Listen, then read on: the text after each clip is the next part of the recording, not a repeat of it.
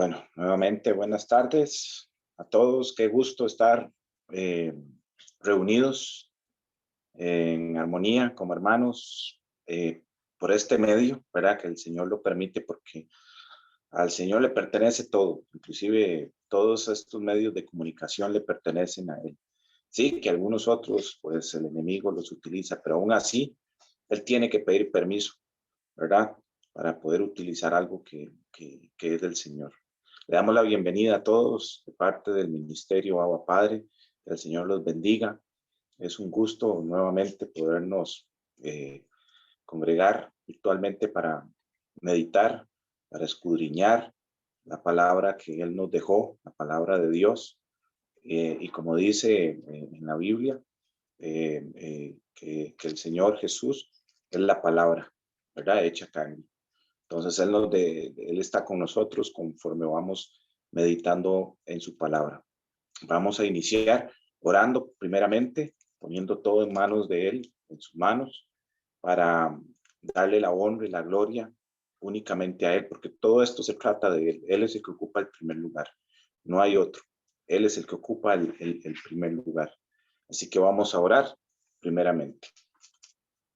Padre Celestial, Padre nuestro que estás en los cielos, muchas gracias, Señor, te damos. Honra y gloria a ti, Señor, a tu Hijo Jesús, a Yeshua, que es nuestro Mesías. Gracias nuevamente por tu amor eterno con el cual, Señor, tú nos has escogido, tú nos escogiste primero. Muchas gracias por tu bondad, por tu misericordia, por tu fidelidad, porque aquí estamos, Señor. Hasta el día de hoy, aquí estamos, has sido bueno, nos has cuidado, Señor.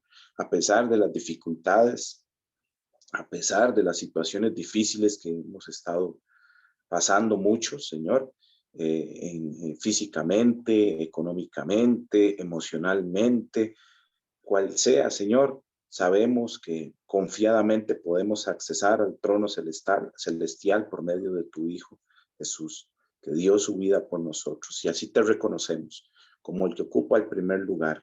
Muchas gracias nuevamente, Señor, porque diste tu sangre preciosa y bendita por nosotros. Somos doblemente tuyos, Señor, porque tú nos creaste y tú nos compraste con tu sangre preciosa y bendita. Así que te damos la honra y la gloria y te pertenecemos a ti, Señor. Ayúdanos a seguir, Señor, escudriñando en tu palabra. Ayúdanos a seguir meditando en tu palabra de día y de noche, como le dijiste a Josué, para que nos vaya bien. Porque tu palabra es luz a nuestro camino. Muchas gracias por hacernos entender, Señor. No como dicen muchos, Señor, de que lo único que queda es orar. No, es lo primero que siempre tenemos que hacer, orar, Señor. Tú nos has enseñado, como le enseñaste a Daniel, por ejemplo. Siempre es lo primero, es el primer recurso que nosotros tenemos, la oración, para obtener, para llegar a esa respuesta, Señor, que tenemos cuando estamos en situaciones difíciles. Arrodillarnos delante de ti, humillarnos delante de ti, postrarnos, cerrar la puerta y postrarnos delante de ti, buscándote en la mañana, buscándote en la noche, Señor. Muchas gracias, Señor, nuevamente te damos y ponemos esta reunión delante de ti, en tus manos. Toma tú el control y cancelamos toda obra del mal. Cancelamos toda artimaña del diablo, Señor, que quiera interferir en la comunicación. Así que ponemos delante de ti esta tarde y ponemos también, Señor, a nuestro pastor Fabricio, que nos trae la palabra del día de hoy, Señor, y tu mensaje. Muchas gracias nuevamente por todos los que estamos aquí reunidos, Señor, porque tu palabra dice que donde dos o más estén reunidos, tú estás aquí. Así que tú estás aquí, Señor, y así, Señor, lo creemos. Así, Señor, lo creemos. Nuevamente, muchas gracias. Amén y amén. Bueno, hermanos, ahora vamos a escuchar la alabanza para el día de hoy. Gloria a Dios por esa alabanza. Les quería compartir un versículo que se encuentra en Santiago 1:22 y dice así: pero sed hacedores de la palabra y no tan solamente oidores, engañándoos a vosotros mismos. A veces nosotros pensamos que con solamente escuchar una prédica con solamente ir a una iglesia es más que suficiente para el Señor, pero no, aquí Él nos está diciendo que debemos de ser hacedores de la palabra. Si no estamos poniendo por obra la palabra, nos estamos engañando, ¿verdad? Por eso hay que guardar y poner por obra, si no, así no funciona. Pero le damos la honra y gloria al Señor, que Él nos ha ido enseñando por medio de nuestro pastor, el ministerio, el camino, mediante su palabra, el camino que debemos de seguir. Entonces, hermanos y hermanas, debemos ser hacedores de la palabra. No hay otra manera, porque aquí lo dice y escrito está.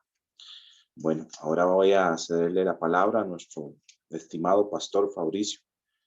Que el Señor lo bendiga y lo acompañe siempre, y que la palabra que nos trae hoy sea, como siempre ha sido, sea de mucha bendición para todos.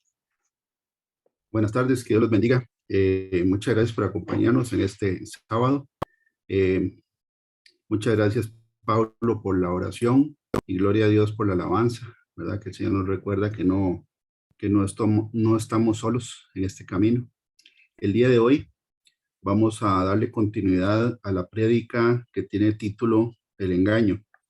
Esta es la segunda parte de esa prédica. Entonces voy a parar la cámara por acá y compartir la pantalla.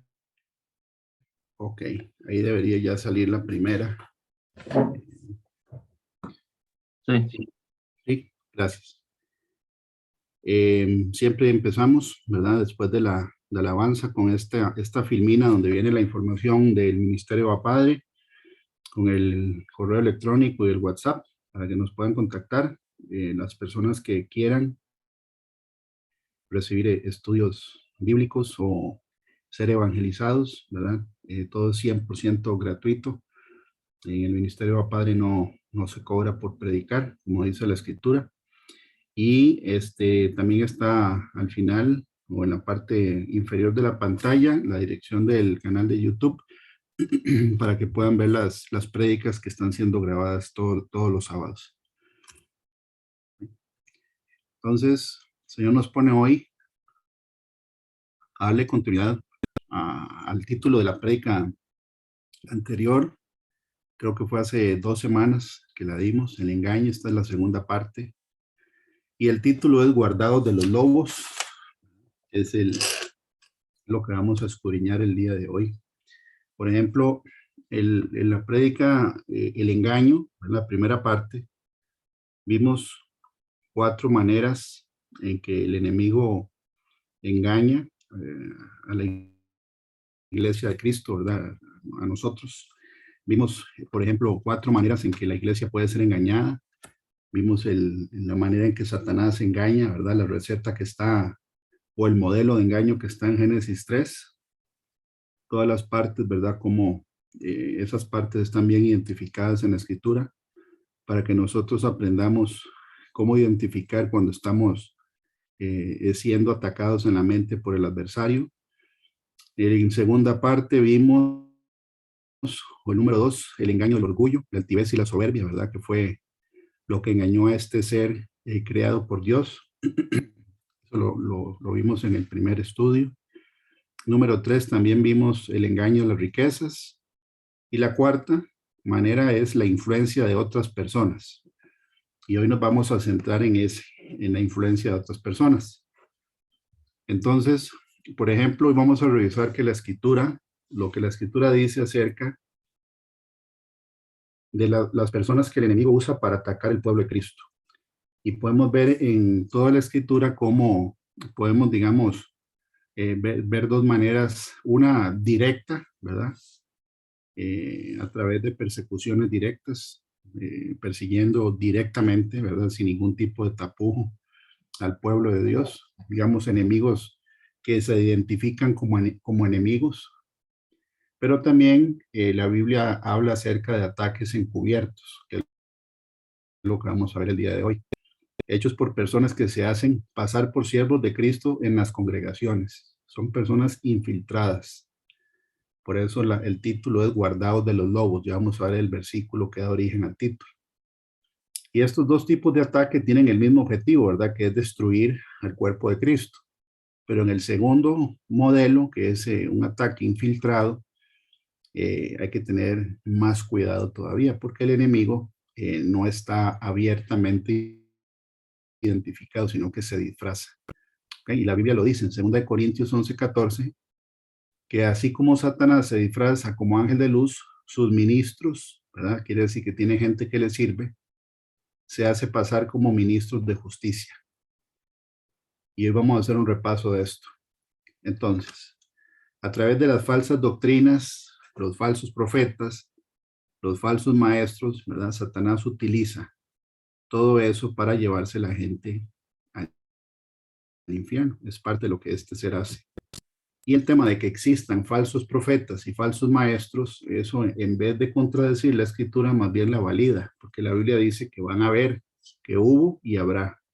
Siempre van a haber falsos maestros y falsos profetas. Es responsabilidad nuestra, ¿verdad? Poderlos identificar. La Biblia solamente habla de dos doctrinas, la sana doctrina y la falsa doctrina. La falsa doctrina puede estar dividida en un montón de religiones o falsas doctrinas, pero siempre están en la categoría de falsa doctrina. En la Biblia solo habla de dos caminos, ¿verdad? El camino a la salvación y el camino a la perdición. La Biblia habla solamente de dos destinos, los que se salvan y los que se pierden. Habla de dos paternidades, hijos de Dios o hijos del diablo. Igualmente en la doctrina solo hay dos. Está la sana doctrina o la doctrina verdadera y la que es falsa. Y aunque se divida la falsa doctrina en un montón de divisiones, ¿verdad? Todas caen en falsas doctrinas.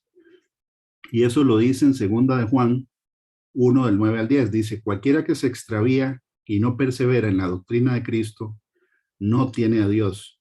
El que persevera en la doctrina de Cristo, ese sí tiene al Padre y al Hijo. Entonces, aquí dice el que se extravía, y vamos a ver precisamente por qué es la necesidad de tener un pastor y por qué es necesario saber identificar los falsos maestros y los falsos profetas. Porque la doctrina de Cristo está escrita en la Biblia, está bien identificada. Y estas personas infiltradas predican un evangelio diferente. Eso es lo que vamos a ver hoy. Los que no perseveran en la doctrina de Cristo no tienen a Dios. Eso es lo que dice este pasaje. ¿Okay? El enemigo ataque a la iglesia o al pueblo de Cristo, a Israel, ¿verdad? En el Antiguo Testamento. Y ahora no solo Israel, sino también la iglesia, ¿verdad? Bueno, nosotros somos los dos testigos. El Señor habla del testigo, ¿verdad? Vosotros sois mis testigos, dice la palabra en Isaías, refiriéndose a Israel. Y en el libro de Hechos, el Señor también nos dice que nosotros somos testigos. Y a través de persecuciones directas, Satanás ataca la iglesia o el pueblo de Dios. El Señor Jesús lo dijo en el libro de Mateo, capítulo 10, del 16 al 18, dice, he aquí yo envío a ovejas en medio de lobos. Directamente el Señor nos está diciendo, ¿verdad? Que Él nos envía como ovejas en medio de lobos. Estos son los lobos que son fácilmente de identificar, porque ya vamos a ver que son hombres, ¿verdad? Pero él nos dice que a la hora de salir a predicar o ir a predicar, vamos a ser como ovejas en medio de lobos. Y dice, sed pues prudentes como serpientes. Y aquí está dando un atributo, ¿verdad?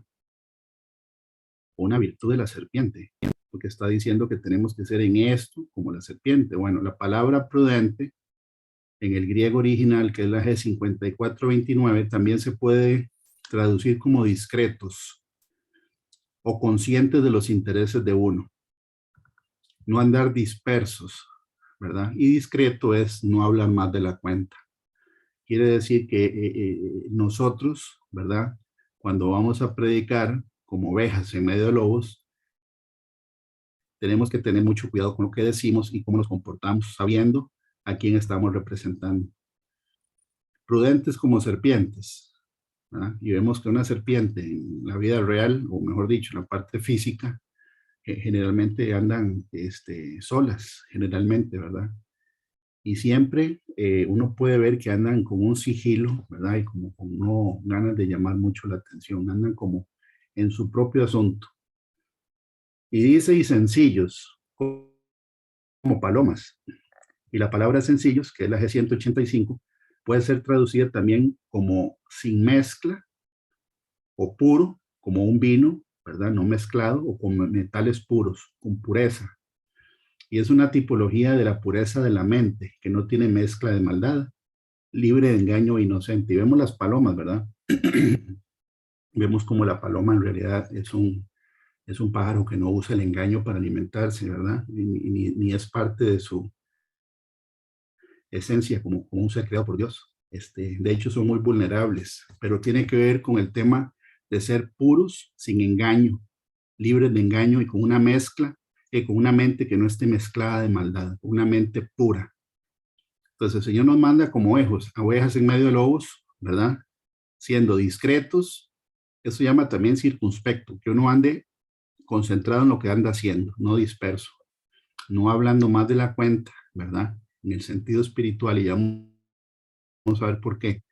Y con pureza de corazón, en inocencia, libres de engaño y con una mente, ¿verdad? Que no esté podrida con maldad. Y dice, y guardados de los hombres, aquí viene el tema de los lobos, estos son los lobos, y guardados de los hombres porque os entregarán a los concilios y en sus sinagogas os azotarán. Y aún ante gobernadores y reyes seréis llevados por causa de mí para testimonio a ellos y a los gentiles. Entonces el Señor profetizó que la iglesia siempre va a tener una persecución directa, ¿verdad? Porque aquí están atacando directamente. De hecho, llevados a concilios, a sinagogas y hay azote de por medio. Gobernadores, reyes, por causa del Señor, y es para que nosotros demos testimonio. Esta es una persecución directa, un ataque directo. En el mensaje de las 7 cartas en Apocalipsis, podemos ver en el segundo mensaje, ¿verdad? Que es la iglesia perseguida, mensaje de Esmirna, que Esmirna significa mirra, ¿verdad? Que es una sustancia con la que unen los cuerpos después de que la persona fallece, y eso lo hicieron con el Señor Jesús también. Lo prepararon, ¿verdad? Después de que Él murió. Por eso es el mensaje de Esmirna, representa la iglesia perseguida, porque está profetizado que va a haber persecución, un ataque directo. Y escribe el ángel de la iglesia en Esmirna, el primero y el postrero, el que estuvo muerto y vivió. Dice esto, ¿por qué el Señor usa el título del primero y el último, el que estuvo muerto y vivió? Porque Él está consolando a una iglesia que es muy probable, ¿verdad?, que tenga que pagar con su vida para dar testimonio de la fe. Yo conozco tus obras y tu tribulación y tu pobreza, pero tú eres rico. Y la blasfemia de los que se dicen ser judíos y no lo son, sino sinagoga de Satanás. Bueno, los primeros que empezaron a perseguir la iglesia de Cristo no fueron los romanos, ¿verdad? Fueron los mismos judíos. No temas en nada lo que vas a padecer. Aquí el diablo echará a algunos de vosotros en la cárcel para que seáis probados.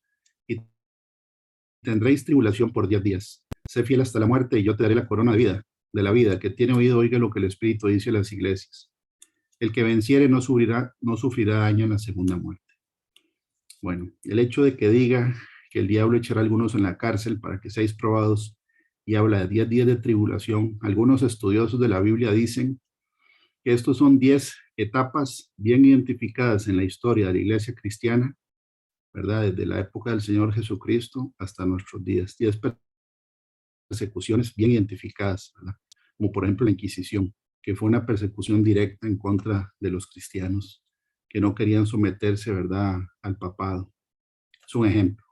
Entonces sí está profetizado que iban a haber persecuciones directas, ¿okay? Pero en este caso vamos a concentrarnos en el ataque cuando es a través de infiltración, o sea, cuando el enemigo se mete dentro de las congregaciones y se hace pasar por lo que no es.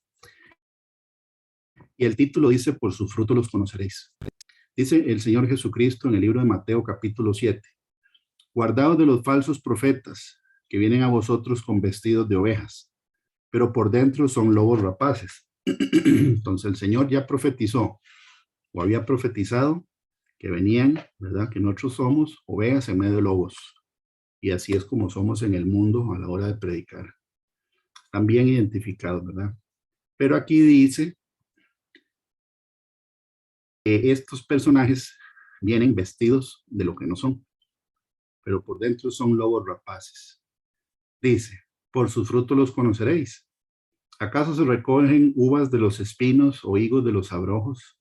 Así todo buen árbol da buenos frutos, pero el árbol malo da frutos malos. No puede el buen árbol dar malos frutos, ni el árbol malo dar frutos buenos.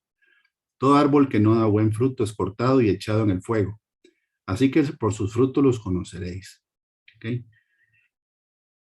Yo subrayé los espinos y los abrojos porque no es una casualidad que el Señor haya dicho que de los espinos y abrojos, ¿verdad?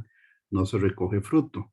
Porque en la parábola del sembrador dice que cuando la semilla cae entre espinos, ¿verdad? Los espinos crecen y ahogan la semilla y esta no lleva fruto.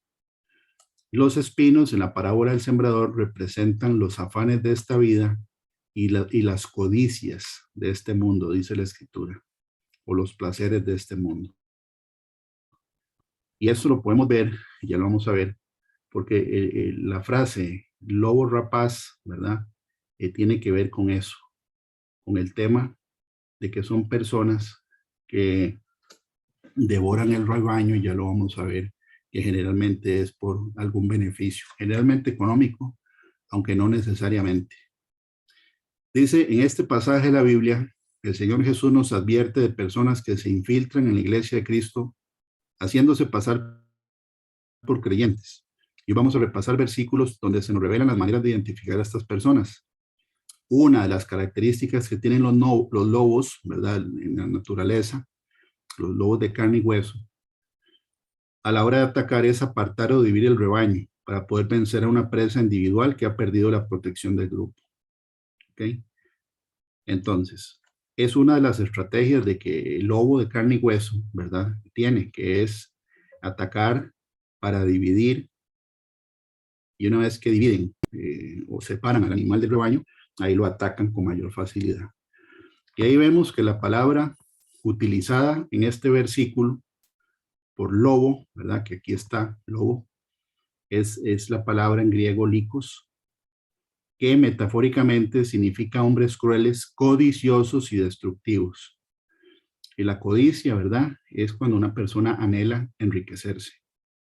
Es diferente a la avaricia. La avaricia es un apetito desordenado de acumular riquezas, ¿verdad? Y no es lo mismo.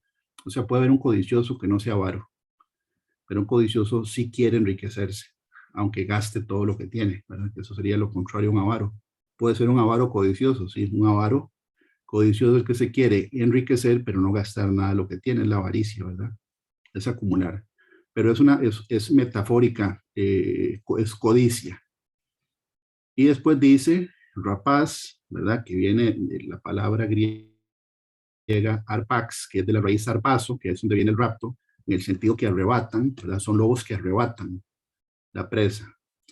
Y a nivel metafórico es un extorsionador o un ladrón.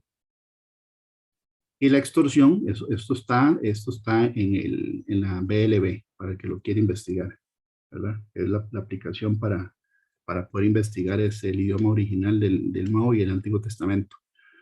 La extorsión consiste en que un individuo presiona, ya sea a través de amenazas o manipulaciones, ¿verdad?, a otro con fines económicos.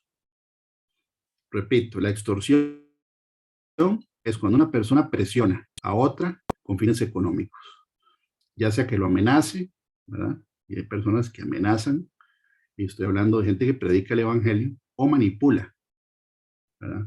De cualquier forma, es un extorsionador o un ladrón que la Biblia dice, y ya lo vamos a hacer la conexión entre un lobo rapaz y la parte económica. El Señor usa la palabra espinos y abrojos no por casualidad, es porque tiene que ver con el tema económico, ¿verdad? Y también dice que la manera de identificarlos es por los frutos. Y ya vamos a ver de qué se trata eso. Aquí entonces vemos una foto de una manada, una jauría de lobos, ¿verdad? Rodeando una manada de bisontes, o en este caso ya partieron el grupo en dos. Y vemos más o menos, creo que son como nueve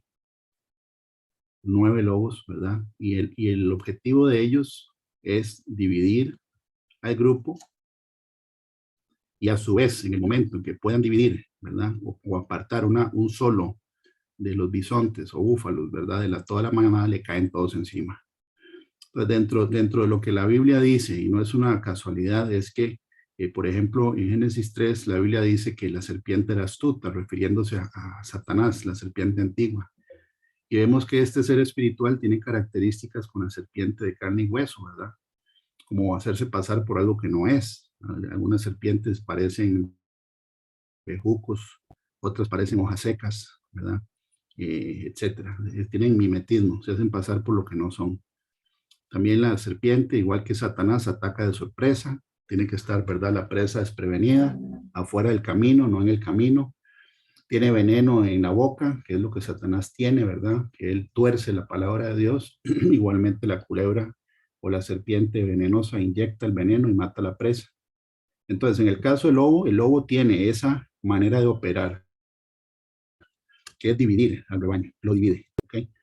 Y estamos de acuerdo que este no es un ataque encubierto, pero la estrategia se mantiene, ¿ok? Vemos en esta foto que pasó que el objetivo, perdón, de los lobos es dividir el rebaño en grupos pequeños para luego, ¿verdad? Apartar totalmente a alguno y entre todos lo atacan. Perdón. Entonces, el ataque de los lobos a través de la infiltración en la naturaleza no lo vemos. O sea, nosotros no vemos un lobo vestido con piel de oveja.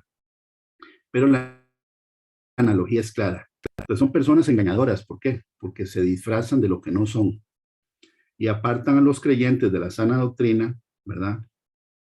Y los manipulan y extorsionan para obtener algún beneficio personal que casi siempre es financiero. Aunque hay un segmento que con solo que reciba honor de las personas o reconocimiento, ya con eso, ¿verdad? Tienen suficiente. Y otros tienen que ser los dos, reconocimiento, ¿verdad? Que es parte de, y también el tema del beneficio económico. El apóstol Pablo también lo explicó de una manera similar al Señor Jesucristo. En el libro de Hechos dice, por tanto, mirad por vosotros y por todo el rebaño en que el Espíritu Santo os ha puesto por obispos. Le está hablando a los pastores, para apacentar la iglesia del Señor. Apacentar es darle alimento a las ovejas y cuidarlas, la cual él ganó por su propia sangre, porque yo sé que después de mi partida entrarán en medio de vosotros lobos rapaces. Las mismas palabras que salen en el versículo que leímos antes. Personas destructivas, codiciosas, ¿verdad? Y rapaces, ladrones o extorsionadores, ¿verdad? Y la palabra rapaz viene de la raíz arpazo, que es arrebatar. O sea, que la toman por la fuerza. Que dice que no perdonarán al rebaño. Y de vosotros mismos se levantarán hombres que hablen cosas perversas para arrastrar sartí a los discípulos. Por tanto, velad, acordaos que por 3 años, de noche y de día, no he cesado de amonestar con lágrimas a cada uno. Y ahora, hermanos, os encomiendo a Dios y a la palabra de su gracia, que tiene poder para sobreedificaros y daros herencia con todos los santificados. Entonces, Pablo está aquí diciendo que una vez que él se vaya, ¿verdad? Él sabe, porque ya el Espíritu Santo se lo había revelado, que después de que él se fuera, ¿verdad? Iban a entrar lobos rapaces a la congregación y que no iban a perdonar el rebaño y que de ellos mismos iban a salir, o sea, que estaban ahí encubiertos. Y él deja claro en este versículo que él nunca codició ningún objeto material de ninguno de ellos. Dice en el versículo 33, ni plata, ni oro, ni vestido de nadie he codiciado. Antes vosotros sabéis que para lo que me ha sido necesario a mí y a los que están conmigo, estas manos me han servido. En todo os he enseñado que trabajando así se debe ayudar a los necesitados y recordar las palabras del Señor Jesús que dijo, más bienaventurado es dar que recibir. Entonces, Pablo dice claramente, ¿verdad? Que él, a diferencia de los que van a entrar, él no ha sido codicioso de ningún bien material de ellos. ¿Ok? No les había pedido nada. Obviamente ya vimos, ¿verdad? En las prédicas de siembra y cosecha, que son 4, todo el argumento y el respaldo, ¿verdad? De lo que tiene que ver con el tema, ¿verdad? De lo que Dios dice en su palabra. Dice Pablo, nunca codició nada material que Dios le dio, de las ovejas que Dios le dio para que Él las apacentara, ¿verdad? Apacentarlas a ellas, cuidar las ovejas. Pero que una vez que Él se fuera, vendrían personas rapaces a devorar el rebaño. Entonces, la codicia es generalmente la razón por la cual una persona se presta para engañar en las iglesias. Eso está profetizado también por el apóstol Pedro, en 2 de Pedro de 2, 1, 3 dice, falsos profetas y falsos maestros. Pero hubo también falsos profetas entre el pueblo. Hubo, ¿verdad? Hubo ese en el pasado, como habrá. Hubo y habrá. O sea, siempre van a haber. Es responsabilidad de nosotros poderlos identificar. Y en el caso de un pastor, es obligación velar de que las personas que están congregándose en un ministerio específico sepan cómo diferenciar, ¿verdad? A un falso profeta y un falso maestro. Dice aquí que introducirán encubiertamente, nuevamente, no es abiertamente como un ataque directo, sino que es a través del engaño. Encubiertamente herejías destructoras. Una herejía es un error doctrinal que hace que la gente se vaya al infierno. Por ejemplo, una herejía es decir que Jesús no es el Hijo de Dios, como lo dicen algunas doctrinas protestantes, ¿verdad? Que dicen que Jesús no es el Hijo de Dios, que es un profeta. ¿Verdad? Eso lo dicen los testigos de Jehová, por ejemplo, y lo dicen los mormones, que Jesús no es el Hijo de Dios, y eso es una herejía. Y aún negarán al Señor que los rescató, atrayendo sobre sí mismos destrucción repentina. Y muchos seguirán sus disoluciones, muchos, o sea, sí jalan mucha gente, por causa de los cuales el camino de la verdad será blasfemado, y por avaricia harán mercadería de vosotros. Aquí sí es avaricia. Entonces dice, ¿verdad?, que encubiertamente meten, introducen herejías destructoras, van a llevarse a muchas personas que escuchan, ¿verdad?, sus disoluciones, que es diluir la doctrina. Es como diluir, ¿verdad?, la sal, ponerle agua, eso es diluir, es una disolución. Y además son lugares donde la gente no permanece mucho tiempo, entra y se va rápido. Así está entrando y saliendo, entrando y saliendo, entrando y saliendo. Dice, por causa de los cuales el camino de la verdad será blasfemado. ¿Por qué? Porque por ver un mal testimonio, cuando ven, ¿verdad?, la avaricia, la codicia de la persona o de la estructura, se van hablando mal de Dios. Y Dios no fue el que falló, fue el hombre. Por eso es que hay que saber identificarlos, porque el que falla es el hombre, no Dios. Y por avaricia harán mercadería de vosotros con palabras fingidas. Entonces uno sabe, ¿verdad?, o generalmente se puede discernir que son palabras fingidas. ¿Para qué? Para sacar provecho. Y dice que por avaricia harán mercadería, o sea que uno representa nada más un ingreso económico. Dice, sobre los tales ya de largo tiempo la condenación no se tarda y su perdición no se duerme. Entonces, encubiertamente, están dentro. No es un ataque directo, es un ataque por infiltración. El libro de Judas, ¿verdad?, que solo tiene un capítulo, habla acerca de las falsas doctrinas y los falsos maestros. Y dice, amados, por la gran solicitud que tenía de escribiros acerca de nuestra común salvación, me ha sido necesario escribiros exhortándoos que contendáis ardientemente por la fe que ha sido una vez dada a los santos. Mucha gente no le gusta la contienda, ¿verdad? Pero desde que uno predica el evangelio, está predicando palabras que son, ¿verdad? El evangelio es confrontativo. Por eso es que al Señor Jesús, cuando hablaba, la gente lo quería matar, no lo querían ni escuchar. La Biblia dice que se tapaban los oídos para no oírlo, porque les daba ira escuchar eso. Entonces, el evangelio viene es confrontativo. A nadie le gusta que le digan lo que tiene que dejar de hacer. Y cuando hay doctrinas de ese tipo, aquí dice que hay que defender la fe, que es parte del mensaje. Y dice, ¿por qué? Porque algunos hombres han entrado encubiertamente. Ahora vea qué interesante, porque dice que estas personas ya estaban destinadas a esa condenación, o sea, estaban predestinados. Ese es otro tema, ¿verdad? Pero ya Dios sabía que eran personas que iban a utilizar la palabra de Él para lucrar. Los que desde antes habían sido destinados para esta condenación, hombres impíos, Un impío es una persona que conoce la escritura, pero no la obedece.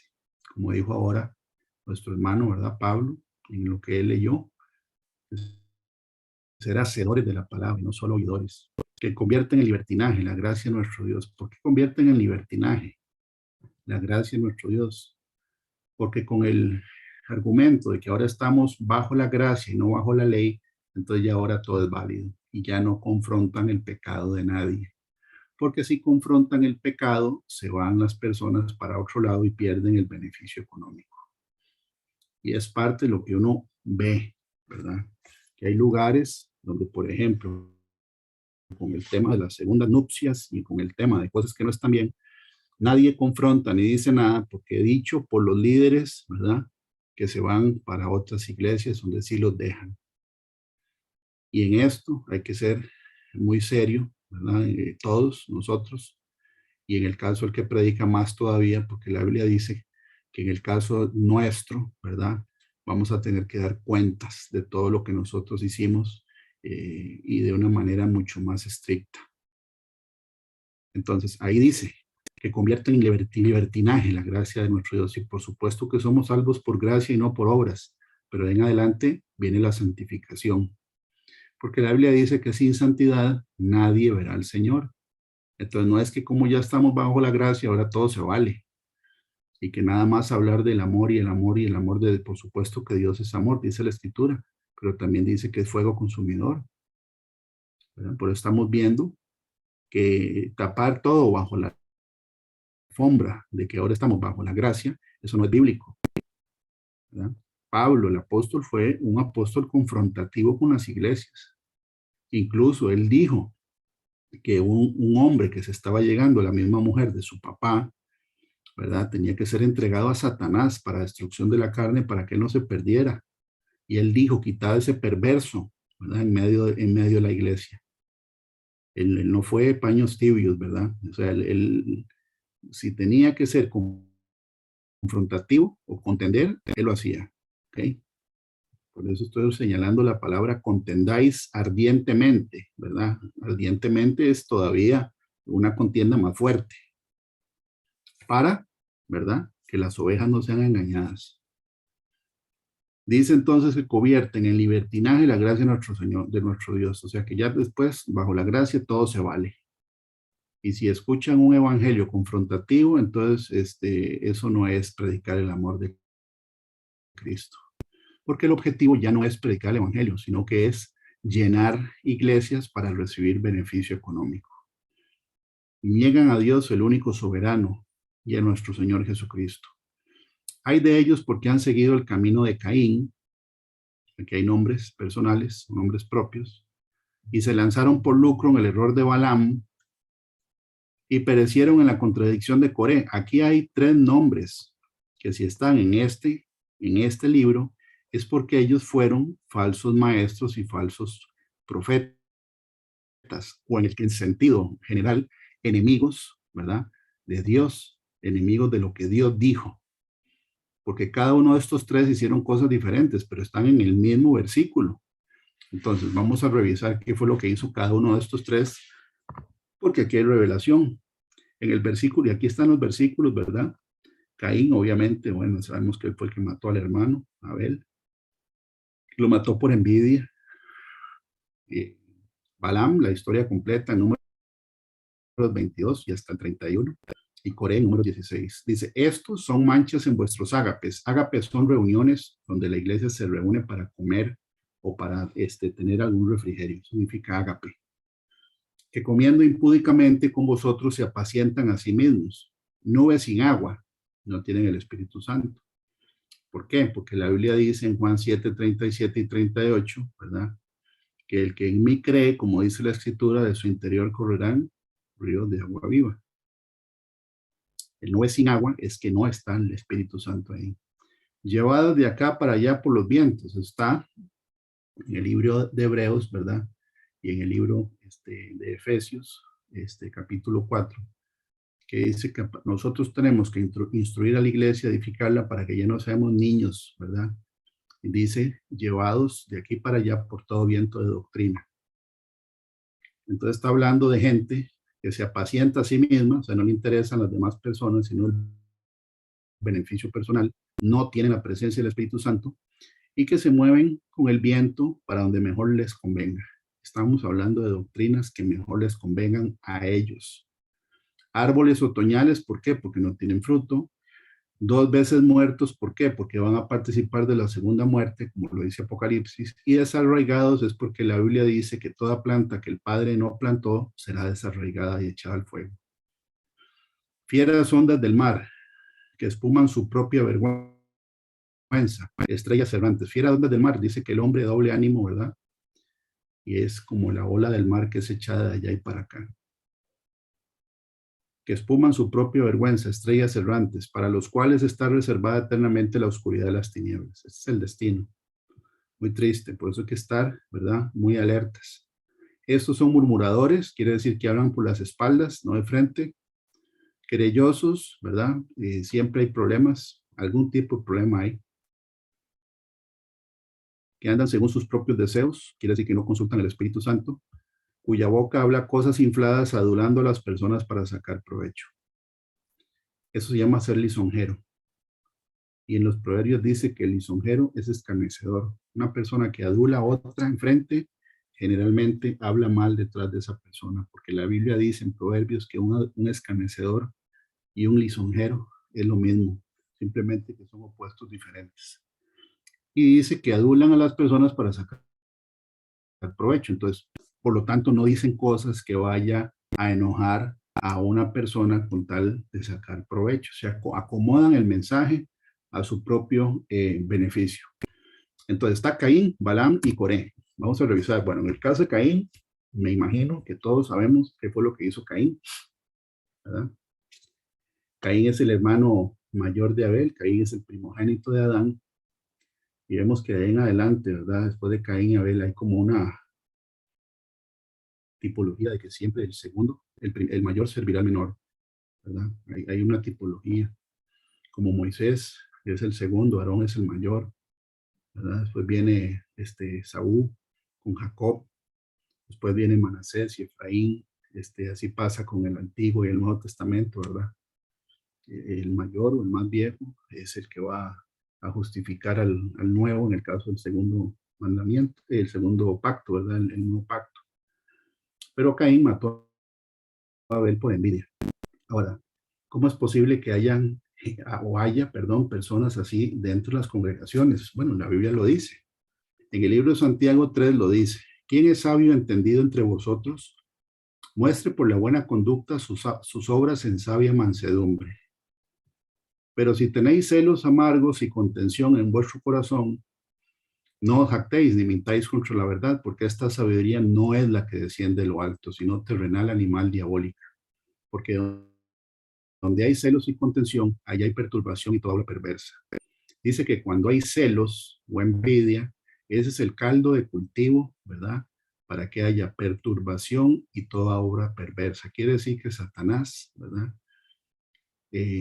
Nada en este caldo de cultivo. Es como decir el agua en las llantas, ¿verdad? Para el dengue. Está apenas para que se reproduzca.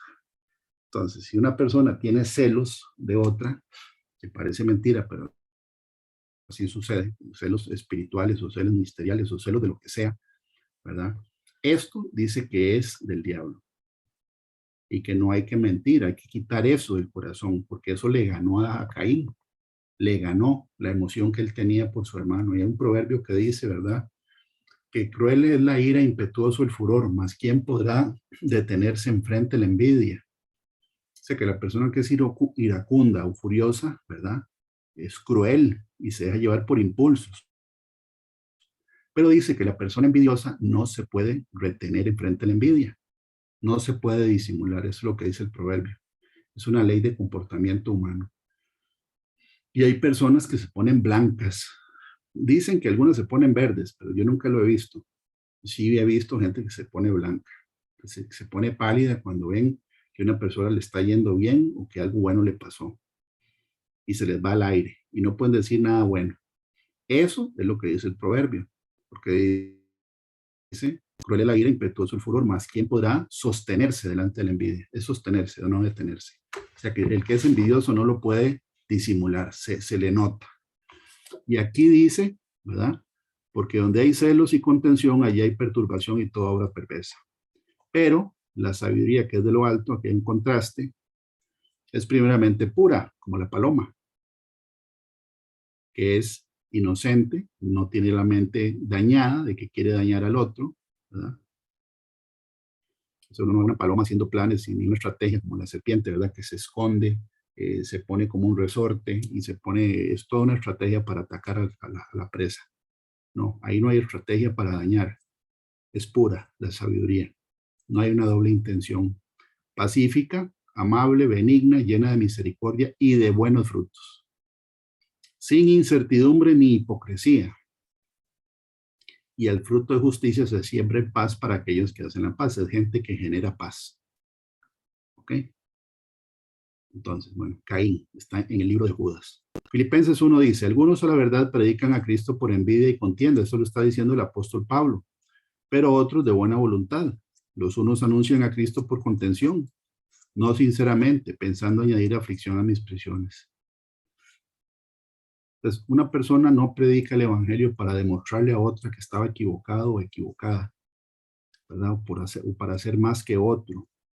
No, aquí todos, dice la escritura, somos siervos. Y la Biblia de una vez dice que somos siervos inútiles, porque lo que teníamos que hacer hicimos, ¿verdad? Pero aquí dice, entonces, en la Biblia, ¿verdad? Que sí existe esas personas que están encubiertas en la congregación. Porque Caín era parte de la familia de Adán y de Eva. O sea, no era bueno, no podía haber extraño, eran solo 4 en ese momento. Pero el punto es de que funcionó en contra de la familia. Y no solo lo dividió, sino que causó el primer homicidio de la historia. Ok, el otro que sale es Balaam.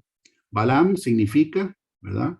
No es del pueblo. Eso significa en el hebreo original. Balaam significa no es del pueblo. Y sale 59 veces en toda la Biblia. Después de que sale en el libro de Números, ¿verdad? Que es en la época en que él vivió, en la época de Moisés, más o menos 1450 años antes de que Jesús naciera. Después de que Balaam muere, porque lo mataron, ahí está la historia, ¿verdad? Sale en el libro de Deuteronomio, sale en el libro de Josué, sale en el libro de Nehemías, sale en el libro de Miqueas, en segunda de Pedro, en el libro de Judas y sale en Apocalipsis. ¿Qué fue lo que hizo Balaam para que Dios lo nombrara tantas veces y a lo largo de toda la escritura? Porque sale en Apocalipsis, Balaam. Quiere decir que lo que hizo Balaam, ¿verdad? Vale la pena estudiarlo con lupa porque tiene mucha información. Mucha información. El apóstol Pedro dice, refiriéndose a los falsos profetas y falsos maestros, los compara con Balaam. Dice, han dejado el camino recto. Repite, esto hay que acordarse porque vamos a ver que la rectitud es lo que protege a una persona de no desviarse de la sana doctrina. Han dejado el camino recto y se han extraviado siguiendo el camino de Balaam, hijo de Beor, el cual amó el premio de la maldad y fue reprendido por su iniquidad, pues una muda bestia de carga, hablando con voz de hombre, refrenó la locura del profeta. Entonces, 1500 años después de que Balaam vivió, el apóstol Pedro lo está mencionando y habla de un camino. Y acordémonos que fue lo que Balaam hizo.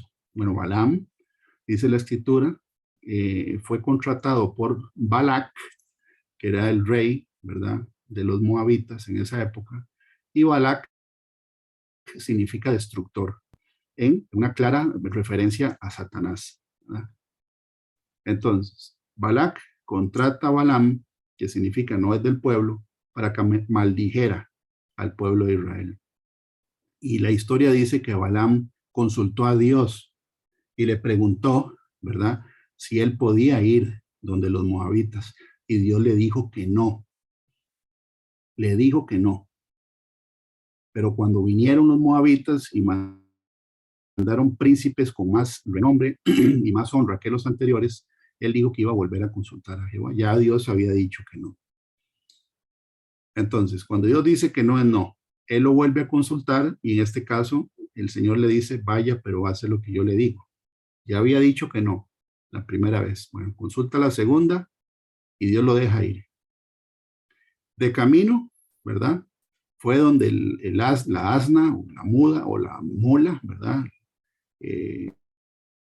Empezó a caminar en medio de un farallón, o sea, un cangilón donde estaba el trillo y dos laderas a los lados, tanto así que lo iba rastrillando por la ladera. Iba por un camino que no era el camino correcto. Por eso dice el camino de Balaam, porque la misma mula, la bestia donde él iba montado, cuando vio a Jesús, al ángel de Jehová, con una espada, la mula se tiró al piso y no quiso caminar más. Y la Biblia dice que Balaam le pegó 3 veces. Y ahí fue donde la mula habló y le dijo que por qué le pegaba. El tema es de que se le presenta el Señor mismo y le dice que el camino de él no es agradable. Y todavía Balaam le dice, bueno, si usted cree que no es agradable, entonces me devuelvo. En vez de devolverse una vez, consulta la tercera vez, ¿verdad? Y ahí ya se mete en un problema, porque cuando uno consulta a Dios y dice Dios que no, es no. Si uno sigue insistiendo, es porque uno genuinamente no quiere hacer caso. Por eso Balaam, la historia lo va a recordar como una persona que se vendió por dinero y por honor. En Apocalipsis 2 dice, pero tengo unas pocas cosas contra ti, que tienes ahí a los que retienen la doctrina de Balaam, la que ya se había convertido en una doctrina, se había infiltrado. Este es el tercer mensaje a la tercera iglesia, o el mensaje a la tercera iglesia. El primero es el mensaje a Éfeso, que es la iglesia amada. La segunda es a Esmirna. Como Satanás no pudo matar a todos los creyentes, ¿verdad? Con la persecución directa, entonces, ¿qué fue lo que hizo? Metió el mundo a la iglesia. Metió, ¿verdad? Los impostores a la congregación.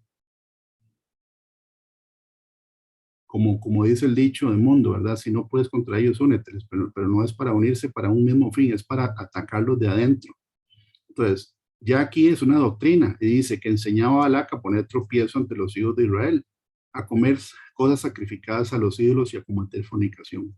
La historia dice que Balaam no pudo maldecir a Israel porque Dios no lo dejó, pero la historia en la Biblia dice que él le dio información a Balac para que Dios se apartara de Israel. Le dio información. Entonces fue un traidor que se vendió por plata. Balac, ¿verdad? El rey de Moab, que significa destructor, sedujo a Balaam por plata, por dinero, honor y honra. Y el dinero y el reconocimiento hicieron que Balaam le diera información de cómo podía hacer que Dios se enojara con su pueblo y se apartara de ellos. La Biblia dice en el libro de Números que Balac mandó a las mujeres a seducir a los israelitas para que ellos fornicaran y fueran a adorar a una deidad que se llama Baal Peor. Y la Biblia dice que Balac no tuvo que matar a nadie. Dios mismo mató a 24,000 de los israelitas. Entonces es un infiltrado que da información de cómo atacar al pueblo de Dios, sacando información al pueblo de Dios. Por eso es que la Biblia dice que tenemos que ser prudentes como serpientes, o sea, tenemos que tener prudencia, ¿verdad? Y ser discretos, porque muchas personas nos van a sonsacar cómo es que usted ora y cómo es que usted intercede y cómo es que usted estudia la Biblia y cómo. No les interesa la conversión, les interesa saber cómo, porque claramente están sacando información, ¿verdad? Para atacarnos a nosotros mismos.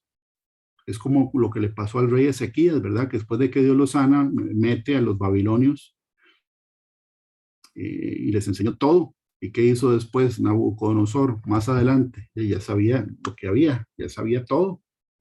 Entonces, nosotros no podemos caer en ese error, ¿verdad? De soltar toda la estrategia y toda la parte, ¿verdad? De guerra espiritual a una persona que no sabemos por qué razón está haciendo tantas preguntas. Y el que debería estar hablando es uno en el sentido de predicar el evangelio. Si es una pregunta, ¿verdad? Con respecto a la doctrina, obviamente nos vamos a la escritura. Pero el enemigo, Balaam, representa una doctrina que enseña al destructor a poner tropiezos ante los hijos de Dios y a fornicar y a comer cosas sacrificadas a los ídolos. Entonces, es información que va a dar a manos del enemigo por dinero.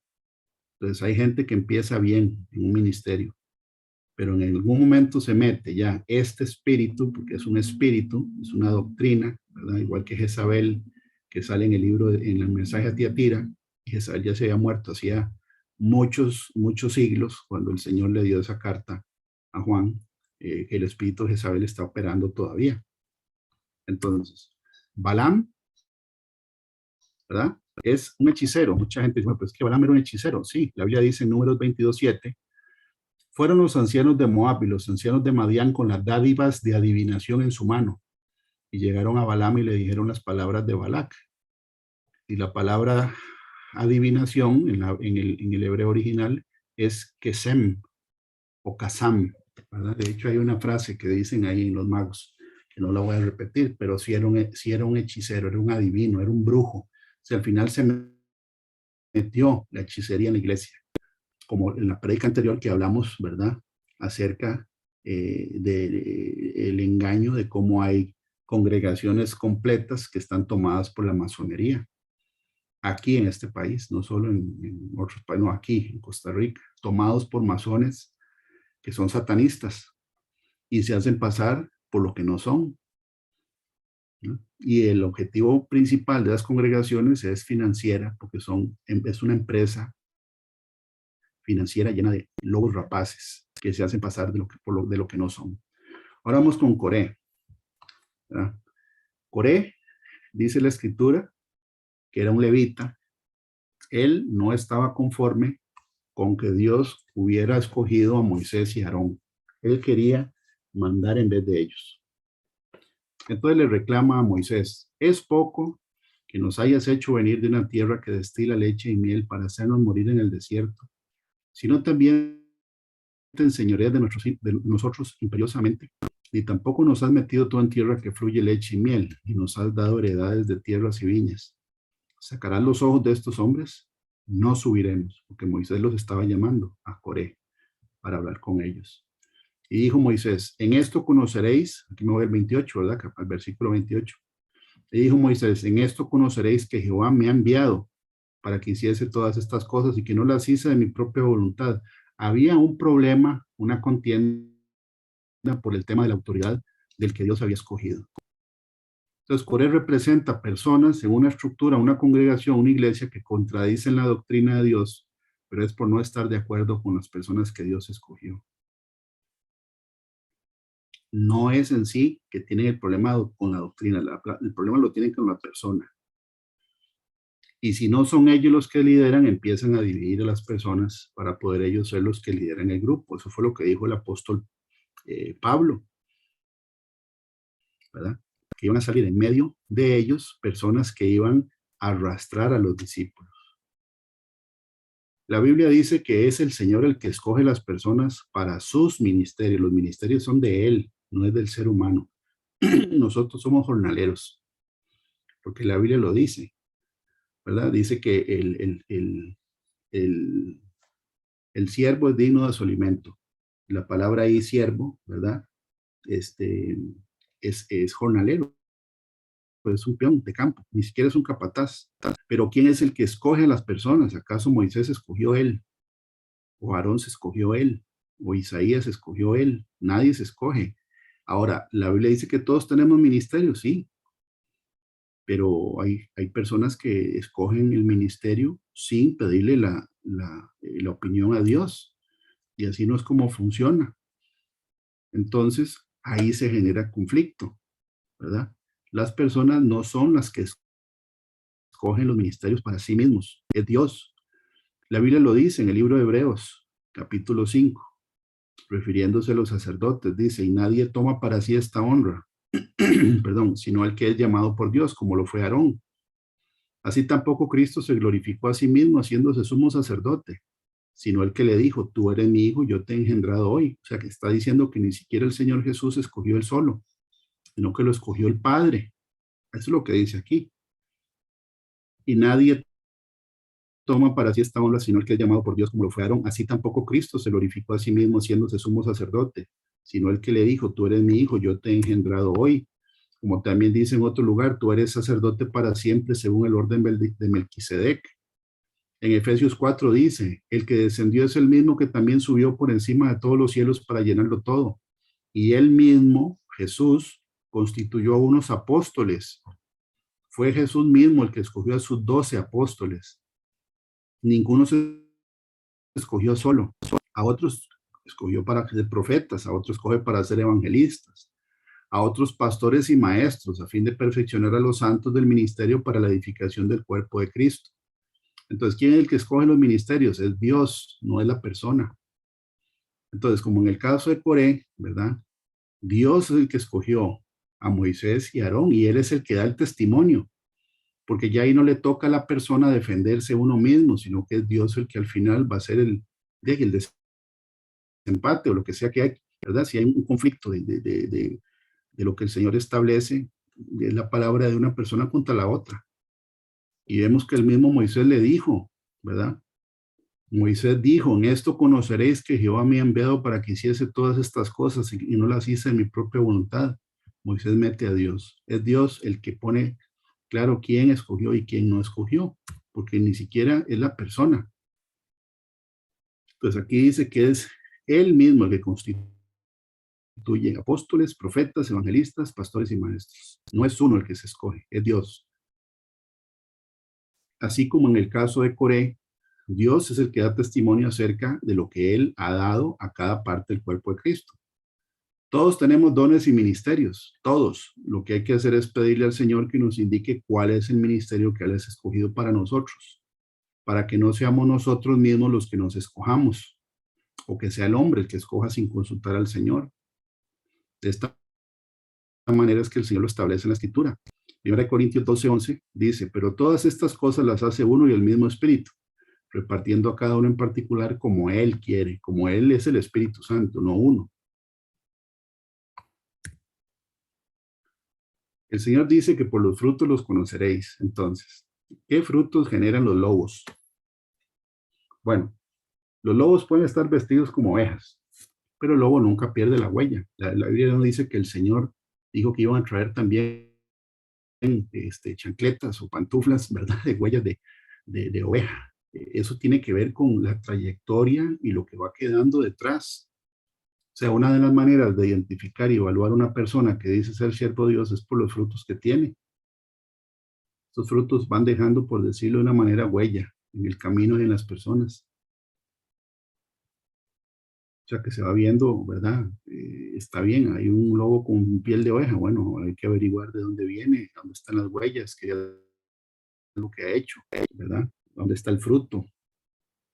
Esa es la evidencia de los frutos que tiene, ¿verdad? Y a través de la escritura, ahí es donde nosotros podemos discernir, porque hay gente, ¿verdad?, que tiene esa no es una cualidad, es una habilidad que tiene, ¿verdad?, para persuadir. La estafa en realidad se hace ¿cómo dice la palabra? Con astucia, ¿verdad?, que es una habilidad. En Juan 15, el Señor dice, no me elegisteis vosotros a mí, aquí lo dice claro, sino que yo os elegí a vosotros. Y os he puesto para que lleváis y llevéis fruto, y vuestro fruto permanezca. Entonces el fruto se tiene que ver. Tiene que haber fruto que permanezca. Eso es como sembrar una mata. Si uno siembra una planta, ¿verdad? Tiene que darle mantenimiento y cuidarla para que vaya creciendo. No es nada más de tirar semillas a lo loco. No, hay que ver si la mata pegó, si va creciendo, si tiene el alimento que ocupa, si tiene el agua, ¿verdad? Que es la presencia del Espíritu Santo. Porque la Biblia dice, ¿verdad?, que nosotros somos árboles de justicia, plantíos de Jehová para gloria suya, pero alguien tiene que sembrar los arbolitos, es el que predica la palabra, está en la parábola del sembrador. Entonces el fruto se tiene que ver fruto, porque de lo contrario, entonces lo que va quedando detrás es devastación, ¿verdad? Es gente que se devuelve al mundo, es gente que ve más de lo mismo y se regresa al mundo, peor, ¿verdad? Pensando que todo es una farsa, porque la Biblia dice en 2 de Pedro 2 que por causa de ellos el camino a la verdad será blasfemado. Y dice, para que todo lo que pidieres al Padre en mi nombre, Él os lo dé. Esto os mando, que os améis unos a otros. Por amor a otros, por amor al prójimo, no por ganancia deshonesta, como dice la Escritura. Entonces, aunque el lobo se vista de oveja, la huella queda. Hay que ver la huella, los frutos. La actividad espiritual sin la autoridad bíblica es iniquidad satánica. ¿Qué significa esto? Que hay grupos ecuménicos, ¿verdad? Como hombres de negocios, por ejemplo, que si uno hace lo que hizo, ¿verdad? Lucas, el que escribió el libro de Hechos, y el Evangelio de Lucas dice que él se fue a investigar con diligencia todas las cosas desde el origen. Eso está en Lucas 1, ¿verdad? Del 1 en adelante, y lo dice. ¿Cuál es el origen de estos grupos ecuménicos, como los grupos de Aglón, ¿verdad? Que es femenino, hay hombres de negocios, el nombre lo dice. Son grupos donde no importa que vaya cualquiera de cualquier doctrina, van católicos, testigos de Jehová, mormones, lo que sea, y echan fuera demonios y hablan en lenguas y se brincan toda la parte de doctrina y caen, ¿verdad?, en actividad espiritual sin autoridad bíblica. Entonces, ¿cuál es el espíritu que opera ahí? ¿Cuál es el espíritu que operó en los hechiceros que el faraón tenía? Que convirtieron la vara en una serpiente, que convirtieron el agua del Nilo en sangre y también convirtieron o sacaron ranas del Nilo. Eso es poder sobrenatural, pero no venía de Dios. Entonces, repito, aquí esto queda claro aquí en esta frase: la actividad espiritual sin la autoridad bíblica es iniquidad satánica. Porque sí van a suceder cosas sobrenaturales. Hay doctrinas donde hay imágenes que exudan aceite o algo que parece sangre. ¿Qué es lo que está haciendo que eso exude sangre? O que el sol se mueva y parpadee, como yo una vez lo vi aquí en Sarapiquí, cuando tenía 15 años, o 14, hace más de 30 años. Eso no es el poder de Dios. Por eso es que Dios les va a decir a estos falsos obreros: apartados de mí, hacedores de maldad, nunca os conocí. Porque dijeron: Señor, no hicimos muchos milagros en tu nombre. En estos lugares donde son organismos o estructuras ecuménicas, ecumenismo es hacer de todas las religiones una sola religión. O sea, lo que hizo Constantino en el año 300 y resto con el cristianismo, que lo mezcló con el paganismo romano, es hacer una mezcla. Eso se llama sincretismo, es mezclar lo santo con lo pagano. Y suceden cosas sobrenaturales y la gente se engaña con eso que ve. Y como no confrontan el pecado, no hablan del infierno, no hablan de la santidad, de la obediencia, ni del adulterio, que es pecado, ni la fornicación, ni nada de eso, entonces la gente prefiere ir a esos lugares. Pero no hay autoridad bíblica, no se predica el evangelio, pero sí suceden cosas sobrenaturales. El verdadero evangelio se predica completo, no se le añade ni se le quita. No se predica para agradar a la gente o se le adula para sacar provecho. Se predica para que las personas sean salvas. Y existe una responsabilidad muy grande de parte del pastor hacia las ovejas. En el libro de Ezequiel 34 dice: profecía contra los pastores de Israel, profecía contra, 600 años antes de que Jesús naciera. Vino a mí palabra de Jesús diciendo: hijo de hombre, profetiza contra los pastores de Israel. Profetiza y di a los pastores: así ha dicho Jehová el Señor. Ay de los pastores de Israel que se apacientan a sí mismos. ¿No apacientan los pastores a los rebaños? Coméis la grosura y os vestís de la lana. La engordada degolláis, mas no apacentáis a las ovejas. No fortalecisteis las débiles, ni curasteis la enferma. No vendasteis la perniquebrada, no volvisteis al reír la descarriada, ni buscasteis la perdida, sino que os habéis enseñoreado de ellas con dureza y con violencia. Y andan errantes por falta de pastor, y son presa de todas las fieras del campo, y se han dispersado. Anduvieron perdidas mis ovejas por todos los montes, y en todo collado alto y en toda la faz de la tierra fueron esparcidas mis ovejas, y no hubo quien las buscase, ni quien preguntase por ellas. Entonces, los pastores estamos puestos para apacentar las ovejas, no apacentarse uno con las ovejas. Y hay que, como dice aquí, fortalecer las débiles. Eso es doctrina. Eso es doctrina.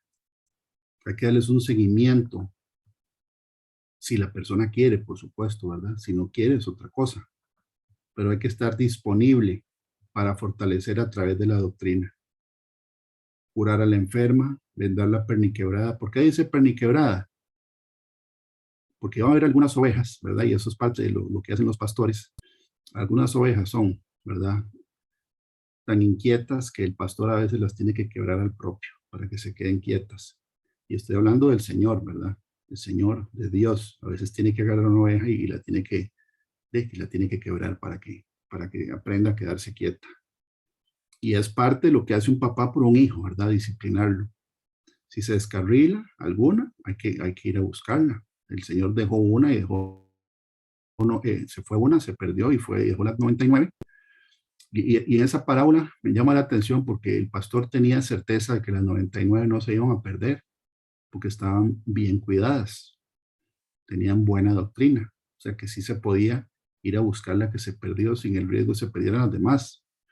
Y buscaste la perdida. Y aquí dice, ¿verdad?, que es contra los pastores de Israel. Entonces, parte de lo que hay que enseñar, sí, hay que enseñar cuáles son las características de lo que la Biblia dice, que son lobos rapaces vestidos en medio de la congregación. La Biblia lo dice en el último mensaje a la iglesia, que es la Odisea, y el Señor les dice, porque tú dices, yo soy rico y me he enriquecido y ninguna cosa tengo necesidad.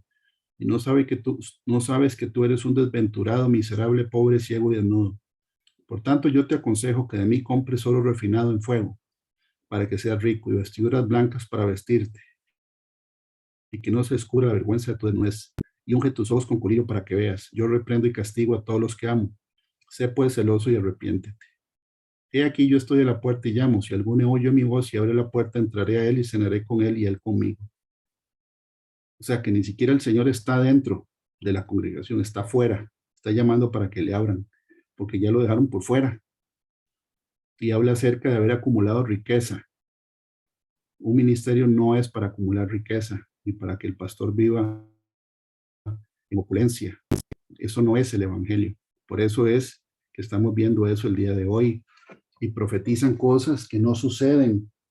Y ahí es donde el tema es la frustración de personas que por 20 o 30 años les han profetizado puras mentiras con tal de sacarles provecho económicamente. Y la gente se frustra porque se enoja con Dios, porque nunca sucedió lo que le profetizaron, porque son profecías de falsos profetas. Entonces el Señor nos ordena el día de hoy, y aquí terminamos. Primero, para poder conocer la sana doctrina hay que estudiar la palabra de Dios. Yo me acuerdo una vez que un amigo mío me dijo, porque yo le dije lo que me había sucedido en una congregación donde se habían aprovechado de mí por un tema de falta de conocimiento y un tema económico. Y me decía mi amigo, Fabricio, es que Jesús es pastor de ovejas, no de burros. Y obviamente me sacó una risa, ¿verdad? Porque era mi amigo, y mi amigo me estaba diciendo algo que es cierto. Entonces, para no ser un burro, hay que estudiar la fe, saber cuál es la sana doctrina. Para que no nos engañen, hay que saber cuál es la sana doctrina. Uno es el encargado o el interesado directo de que no lo engañen. ¿Ok? Es uno. Y el proverbio 2, que ahí se los dejo, ahí está la clave para que uno reciba siempre sana doctrina, que es la rectitud. La rectitud, tener un corazón puro delante de Dios. Número 2, mostrar la fe. O sea, mostrar la fe es que la gente ve algo diferente en nosotros, algo diferente bueno, ¿verdad? Algo diferente bueno. ¿Por qué? Porque el mejor argumento en pro o en contra del cristianismo es la vida del creyente. Y eso está en la Biblia. La Biblia dice que cuando el justo cae delante del impío es como una fuente que se pone turbia. ¿Qué significa eso? Que el impío está esperando que un cristiano se caiga y que lo va a ver como cuando un manantial, alguien pasa y saca el lodo del fondo y entonces ensucia el agua. Están esperando que el agua se ensucie, ¿verdad? Por eso la Biblia lo dice, que el justo cuando cae delante del impío es como un manantial que se corrompe. Están esperando que uno se caiga y para decir, y no es que usted es cristiano. Y si no ve ese, ¿para qué voy a ser cristiano yo si ese vea como es? Es un hipócrita. Entonces, el mejor argumento en pro o en contra del cristianismo es la vida de nosotros. Mostrar la fe. Mostrar la fe. Número 3, defender la fe. Pero para eso hay que conocer y dominar la palabra, ¿verdad? Hay que dominar la palabra para poder defender la fe. Número 4, apoyar la fe. ¿Qué es apoyar la fe? Estar en una congregación donde se predique la sana doctrina y el Espíritu Santo esté presente. Porque en la primera carta el Señor amenaza de que si se olvidan del primer amor, que ya con solo eso se mete todo lo demás, que es como un matrimonio, ¿verdad? Si se olvida el primer amor, se meten los precaristas al matrimonio. A nivel espiritual, en la carta de Éfeso, que es la primera, dice, pero tengo contra ti que has dejado tu primer amor. Y dice aquí, arrepiéntete y haz tus primeras obras. Pues si no, dice la Escritura, vendré pronto, ¿verdad? A ti y quitaré tu candelero de su lugar, si no te hubieras arrepentido. Quiere decir que el Señor se lleva el Espíritu Santo. Y si el Espíritu Santo no está, apague y vámonos, como decimos aquí. No hay nada que hacer. Ya eso es una reunión social, no es, ¿verdad?, la reunión de los santos. Porque si no está presente el que tiene que estar presente, que es Dios, ¿verdad?, es mejor no hacer nada. Apoyar la fe, estar en una congregación donde se predique la sana doctrina y apoyar y participar en diferentes ministerios. Ofrecerse, ofrecer ayuda en la que esté en las manos de cada uno, ¿verdad? Con alegría, dice la Escritura. Y 5, compartir la fe. Si una persona no está compartiendo la fe, es posible que ni siquiera haya tenido un nuevo nacimiento genuino. Porque la Biblia dice que de la abundancia del corazón habla la boca. Entonces, esto es lo que el Señor pone para que veamos el día de hoy, ¿verdad? El engaño parte 2 tiene que ver con personas que parecen que son, pero no son. Y no solo no son, sino que dañan la iglesia de Cristo. Y la doctrina de Balaam, ¿verdad? En el libro, en el mensaje a Pérgamo, es mucho más profunda de lo que vimos el día de hoy, porque ahora existe, como decir, Balaam S.A., que es una estructura mundial de congregaciones, ¿verdad? De estructura mundial, porque está en casi todos los países del mundo, donde está tomada totalmente por masones, desde la cúpula hasta la última sede en zona rural de cualquier país de Latinoamérica. Y no tiene nada que ver con el verdadero evangelio. Todo es una estructura financiera. Entonces, hay que tener cuidado con eso y irse a la escritura, irse siempre a la escritura. Si uno no le ha entregado, ¿verdad?, la vida al Señor Jesucristo, no hay que perder más tiempo. El momento es ya. Si una persona no le ha entregado su vida al Señor Jesucristo, no solo no está escrito su nombre en el libro de la vida, sino que es presa fácil para que estos lobos, con piel de oveja, saquen provecho y engañen a las personas. Entonces, muchas gracias por la atención, ¿verdad? En esta tarde, noche, que Dios los bendiga y voy a orar y dar la bendición que el Señor pone que dé y le paso la palabra a Pablo. Padre del cielo, en el nombre de Jesús, te doy las gracias, Señor, por todas las personas que nos están escuchando en este momento. Señor, te damos las gracias por la palabra que es lámpara, una luz, Señor, para nuestros pies y una lumbrera para nuestro camino. Yo te pido, Padre Santo, que lo que el día de hoy hemos predicado y visto caiga en tierra fértil y que dé fruto, Señor, y que quites de nosotros, Padre del cielo, cualquier engaño del enemigo a través de falsas doctrinas, y que quites, Señor, las vendas y las máscaras para poder nosotros discernir, Padre Santo, lo genuino, Señor, de lo falso. Y en esta tarde, Señor, yo bendigo a la congregación con la bendición que dice: Jehová te bendiga y te guarde.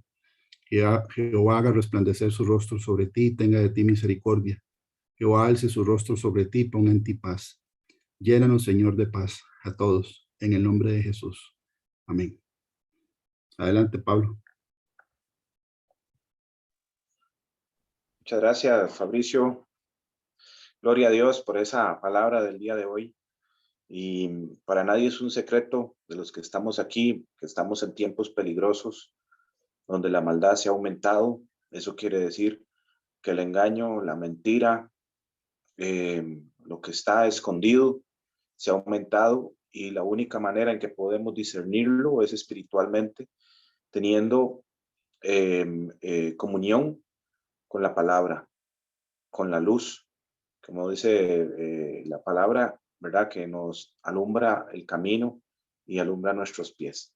Para cerrar, quisiera compartirles nada más el versículo de Proverbios 2 que mencionó nuestro pastor, unos versículos, para que también nos quede como tarea leerlo y escudriñarlo, porque si lo escuchamos, que podemos leerlo y no lo hacemos, pues también, ¿verdad? Entonces dice Proverbios 2, hijo mío, si recibieres mis palabras y mis mandamientos, guardares dentro de ti, haciendo estar atento tu oído a la sabiduría, si inclinares tu corazón a la prudencia, como mencionaba nuestro pastor, ¿verdad? Si clamares a la inteligencia y a la prudencia, y eres tu voz, si como a la plata la buscares, estudiarla, y vean qué bonito, y la escudriñares como a tesoros, aquí nos pone a escudriñar y a estudiar, como lo que el Señor nos estaba ordenando en la última diapositiva de nuestro pastor, y la escudriñares como a tesoros, entonces entenderás el temor de Jehová y hallarás el conocimiento de Dios, porque Jehová da la sabiduría y de su boca viene el conocimiento y la inteligencia. Esta es la manera en que nosotros podemos ser conocedores inteligentes. Dice el libro de Daniel que en los últimos tiempos solamente los entendidos, ¿verdad? Valga la redundancia, van a entender, y es por medio de su palabra. Bueno, voy a hacer la oración para cerrar con el culto del día de hoy. Padre Celestial, nuevamente, Señor Jesús, muchas gracias por tu bendita palabra. Gracias por este mensaje del día de hoy. Te damos la honra y la gloria, Señor, porque siempre tienes un mensaje para nosotros, Señor. Ayúdanos, Señor, a esforzarnos, a ser valientes y a entender que el reino de los cielos es para aquellos, Señor, que valientemente, Señor, lo arrebatan mediante tu palabra. Muchas gracias por darnos luz. Muchas gracias, Señor. También te damos por nuestro pastor, por el ministerio, porque estamos recibiendo, Señor, sana doctrina. Muchas gracias por los que estamos aquí todos reunidos, Señor. Sabemos que tú vienes por un remanente, por un grupito pequeño, Señor. Un grupito muy pequeño, Señor. Así que te pedimos, Señor, que nos ayudes a entender tu palabra para estar preparados y en la condición correcta para ese momento en el que tú vas a venir. Muchas gracias por todos los que estamos, Señor, aquí reunidos, escuchando, y ayúdanos a entender que tenemos que escudriñar como a tesoros, que tenemos que estudiar, a ser entendidos, Señor, y no podemos ser solamente oidores. Muchas gracias nuevamente, Señor, y ponemos en tus manos el resto del día, ponemos toda la semana, Señor, y ponemos nuestra voluntad en tus manos. Toma control de nuestros pensamientos, de nuestras emociones, y te entregamos todo nuestro ser, espíritu, alma y cuerpo. Y sobre todo también te entregamos nuestro corazón, Señor, para que tú hagas conforme a tu santa voluntad en nosotros. Y como dice el Salmo, Señor, que completes tu obra en nosotros, no abandones la obra de tus manos. Y te pedimos perdón por toda falla nuevamente y por todo pecado oculto. Y guíanos, Señor. En el nombre de tu Hijo amado Jesús. Amén. Buenas tardes, hermanos. Que el Señor les bendiga y que pasen el resto del fin de semana bendecido, y una semana también llena de mucha bendición. Dios los bendiga.